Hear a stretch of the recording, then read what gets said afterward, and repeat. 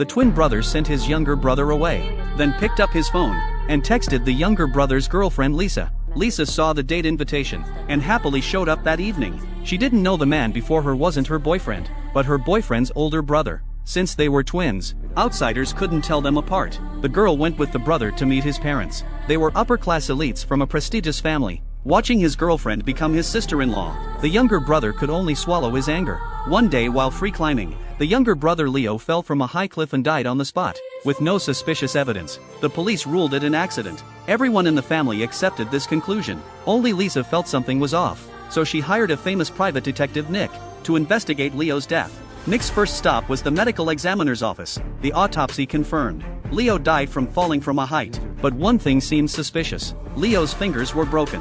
How could fingers break from falling? Nick decided to meet Leo's brother Lucas first. Lucas was vacationing by the beach. Nick went to the seaside and watched Lucas through binoculars. He took a speedboat to shore, then drove off in a sports car. Nick followed him by car. Lucas went to a public climbing area and started free climbing. When Lucas finished climbing, Nick pretended to be from the safety department and struck up a conversation.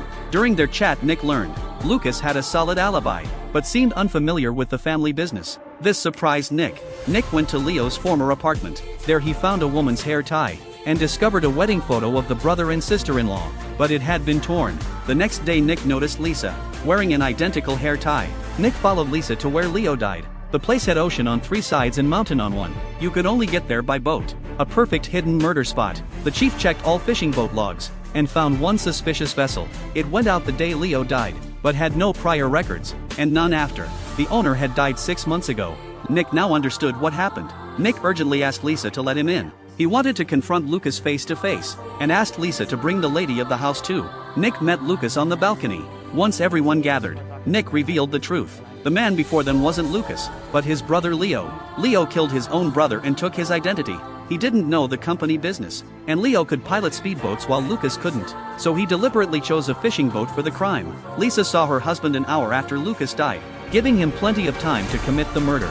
He got to the cliff top early.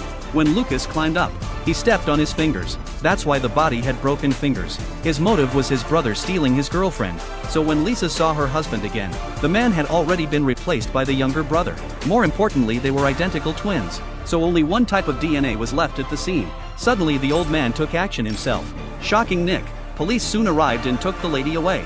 Nick completed his mission and boarded his flight home, but on the way something felt wrong. The only real beneficiary of everything was Lisa.